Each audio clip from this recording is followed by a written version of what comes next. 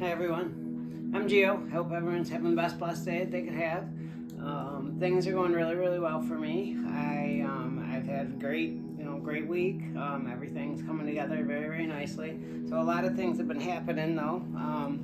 So at the church that I go to, New Life Church on Protection Ave in Herkimer, I went there on Saturday and on Sunday and on Monday, actually 3 days in a row. Saturday was a men's breakfast, Sunday was a church service, and Monday today was a prayer group that I went to, as I'm now a member of the Prayer Warriors.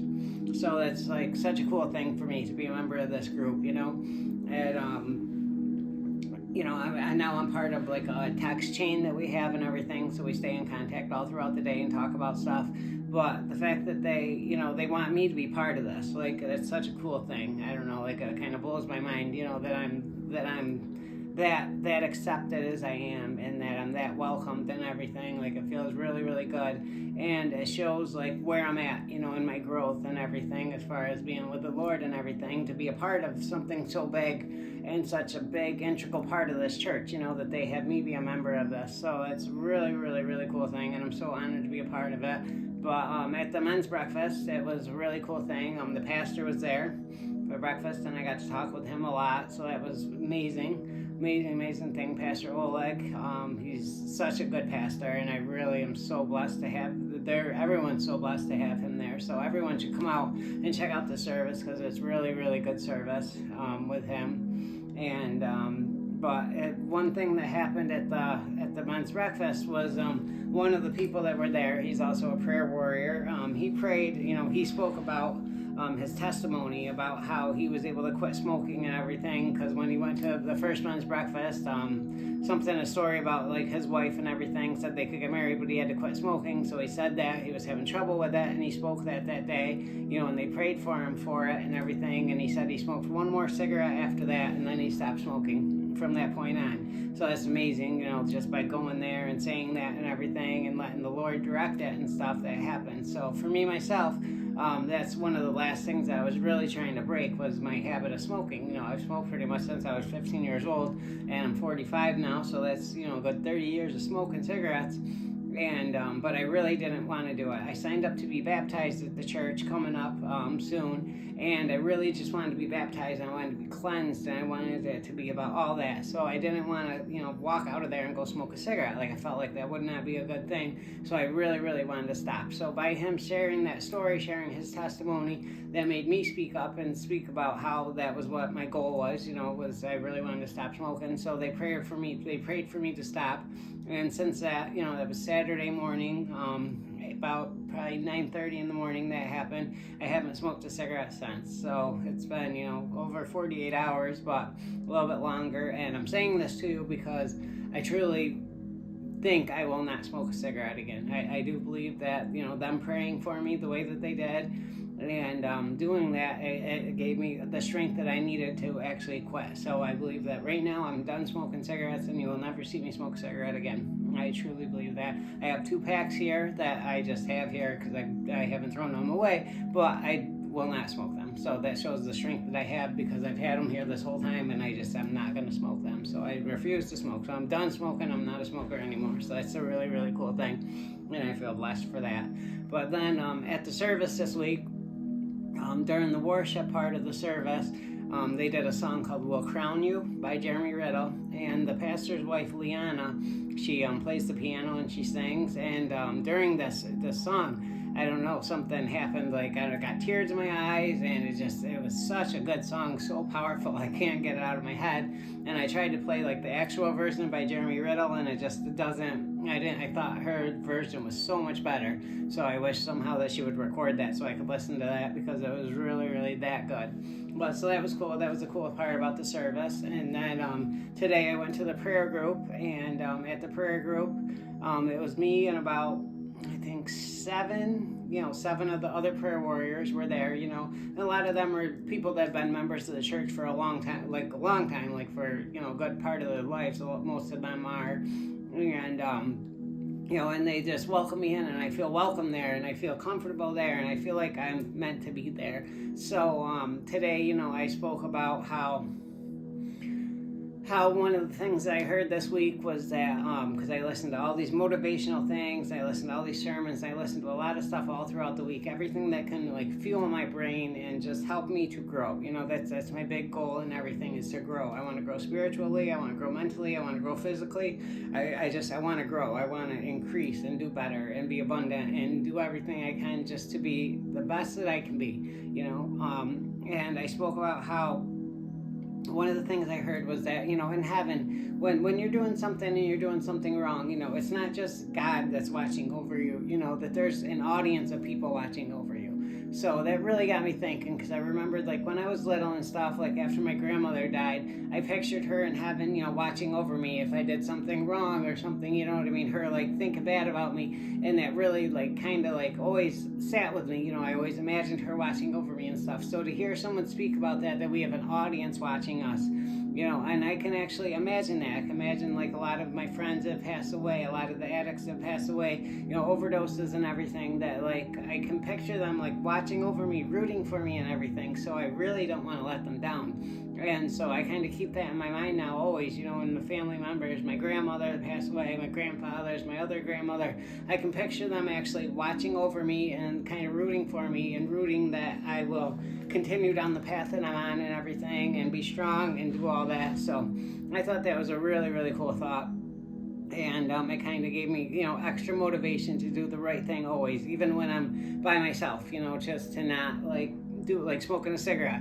Like, right now I'm alone. I can smoke a cigarette, tell everyone I didn't smoke a cigarette. But that would be, someone's watching me, you know what I mean? They're watching me, they would know that. Then they would know I'm lying, First they'll know that I smoked a cigarette, then they're going to know I lied. And it'll be like a trickle-down effect that will affect me, personally. It won't make me feel good about myself. And it would just make a lot of things not work that I'm trying to do. So I kind of keep that in mind with everything that I do now. And, in doing that, one of the ladies, she went around and she spoke about each person and what they've been through, like what they've overcome cancer, they've overcome this disease, and everyone that's there in the circle, they've all overcame something that was really, really big for them to overcome and be sitting there as they were, and all together in a group, praying and wanting better for the world, better for everyone, that we can think to pray about, better for, the church overall, just for everyone's health, for everyone's happiness, we want better for the world. So to think about that, all these things that these people have overcome, and I'm sitting there, and I definitely have overcome quite a lot myself. I've overdosed and died countless times, not countless times, but a handful of times, as well as other many things that I've overcame, to be sitting there in that group and to feel like I'm meant to be there, like I'm supposed to be there. Like, it's a really, really cool thing. And I feel like as long as I stayed on this path, and that's the biggest part of this path, this journey that I'm on now, is my relationship with God, my relationship with the church and everything, because that's what's keeping me strong, and that's what's fueling my passion, fueling everything, is growing that relationship. I feel like that's what everything comes from. That's what everything stems from, is from that relationship that I have with the Lord, and doing things, both in private and in public, that I can be proud of at all times. So, I'm really working on my health, quit smoking and everything. Now I be careful what I eat and stuff, and I'm really trying to watch that. I have my goals that I set as far as my weight and stuff, because I want to be, like, healthy, fully healthy, and I want to put everything that I have into that, and it feels good. Like, my weight now is down to the lowest weight. I got a scale where it tracks all my weight and everything. So when I started, I was about 165. Now I was down to 152, 153 yesterday. So that was a really cool thing. And so I'm working on that. Now my goal is to get down to about 150. That's about ideal weight for my height. So I would like to be there. And then I'm going to just try to really work out and do the right things and eat right and everything. And we'll keep it up from there. So, but everything feels amazing though. And just to know how far I've come. When I made this first video for this channel and stuff, and my thoughts of what I wanted the channel to be and everything, and how I wanted to share my experiences to help others and stuff. Now, where I sit now, I feel so much stronger, as I speak. I feel so much just healthier and so much more fulfilled and everything. When I made that first video, I hadn't went to church yet. I hadn't even been to church yet. Now I haven't missed a service. I have not missed a service, and now I go, multiple times a week. I go twice every week. At least twice, if not 3 times a week. I go to the service and everything. My job is going really, really good. I have a really, a good, decent job. I think it's a good job, and I like going there. And I'm good at it, and I do good with it and stuff. And yesterday, an officer, a Herkimer police officer, he came into the restaurant and everything, and he actually had a complaint about his pizza that he ordered, and and I took care of it for him and stuff. And then he was happy, and he told me, hey, it's good to see you, and stuff. And he told me how good I looked and everything, and that's coming from an officer, taking the time to say that, taking the time to say how good that I looked and stuff. Like, that's a really nice thing, and I really think that people don't think about that a lot, how much that means to someone by saying something nice to them. Like, it really can change someone's life when you say something, like let's say I was down at that moment and I was feeling down and I was ready, just to give up and go back and use or something. If I was feeling that at that moment, by him saying, hey, you look really good, someone in his where he's at in life, being a police officer and everything, someone that people look up to and stuff, like he's in a position of power. Like, by him saying that to me, someone who's been down, someone he could have looked down upon because of things that I've done in the past and how I've acted in the past, for him to see me like that and to say something nice to me, something positive, like that could have completely changed, the direction that my life was going. So people need to keep that in their mind a lot more when they're progressing through their day and everything. When you see someone, when anything nice that you can say to someone, that can be the difference, what I mean, in stopping someone from doing something bad, or else turning someone's life around, or else it could be, if you say something rude to someone, something bad, that could be the catalyst for them to go back out and use. That could be the catalyst for them to give up, what I mean, and say that they're done, they're over, they're tired of it, because you don't know what else they've been through in that day. So we really need to think about that, and really think about that a lot, is how you treat other people and how you talk to other people and things that you say to people, because it really can absolutely change the course of someone's life. It really can do something great for someone, or on the other side, it can do something really negative for someone too. So really try to keep that in mind. I know myself personally, I always try to keep that in mind, and I have pretty much my entire life. Even when I was using and I was down on myself, I always tried to build other people up, and I feel like that's what God always saw in me, always, seen that, and that's why he was always trying to get me in, draw me in and stuff, because he knew that I had something powerful to share, and I had something in me that a lot of people don't have necessarily. Well, they do have it in them, but they're not accessing it, they're not using it. But I've always had this thing where I just wanted to build everyone else up. Even if I was down, I never wanted to break someone down. All I wanted to do was build them up, and that actually would build me up to build someone else up. So that was how I kind of looked at it. But it was always really, really, really important to me to treat people good and to treat people well and everything. And I don't think there's too many people that would argue that fact, that know me. I think everyone that pretty much knows me would say that is true. So I invite anyone who's watching this that does know me to say different, if that's the case. But I do believe that that's a consensus, thought about me, is that I do care about people a lot. So, and I am proud of that. But just staying on this journey that I'm on, keep developing my relationship with God, keep getting stronger and stronger with that. Now, like, I noticed, like, all the changes in me. Someone at work the other day, I played a song, and he said, wow, yeah, your taste in music has really, really changed, and that's true, because before I used to listen to rap music, I used to listen to song, like, I was just always trying to be cool before. I always wanted people to think I was cool, and I wanted people to always look upon me as, that he was cool and stuff. I had this need to be liked by people. I had this need to, to, like, build up this persona about me that was, like, I don't know what it was. I do understand now, what it was that made me be that way. I do look, going back to my childhood, going back to a lot of different things, that's how I grew up, was always trying to fit in, always trying to be liked by people, always trying. So I always had to feel like I always had to work really, really hard for that and stuff. But, like, going back, like, I remember people, like, bullying me and stuff like that. Like, when I seen someone bullying someone, I wouldn't ever, like, jump in and pick on them too. No, I would want to make them feel better. I would feel bad for them and want to say something to them that would make them feel better about it. That was where my head always was. That's the way I always kind of looked at things.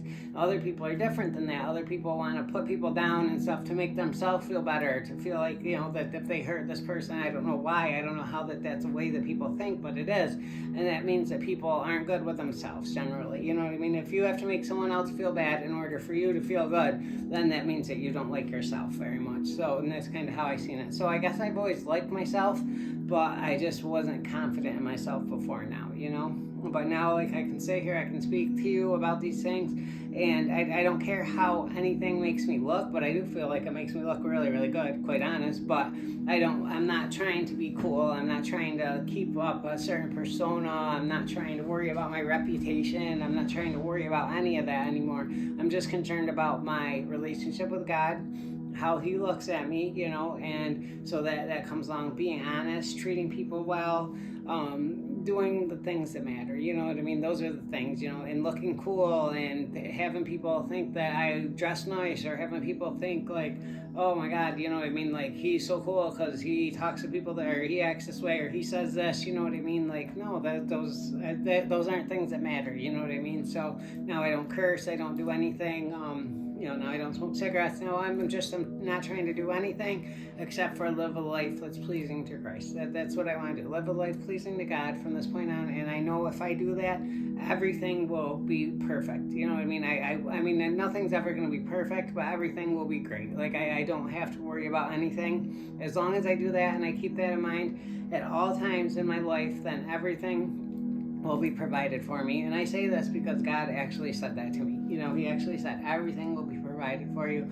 And I tell you what, since he said that to me, since I've stayed on this path and I've stayed clean since that moment, you know what I mean? That was April 7th when he said that to me. It was the last day that I used. It was the day that I stood up to the cops, and I told them basically that, the way that they were acting and the way that they were treating me, it wasn't correct, you know what I mean? And that they weren't hurting anyone but themselves by doing that. And but I said it with such force and such just that it really, I don't know, it felt like it was something different that I was saying, and I felt different for saying it, and I felt like I was right for saying it and justified. And then at that, that was the day that God spoke to me, and he told me that, that he was proud of me, and that if I stay doing what I'm doing, and I, basically if I just do what I'm supposed to do, and I keep on this path, and I keep developing my relationship with him, everything will be provided for me, and it has. And I haven't suffered for 1 minute since. I haven't questioned one thing since.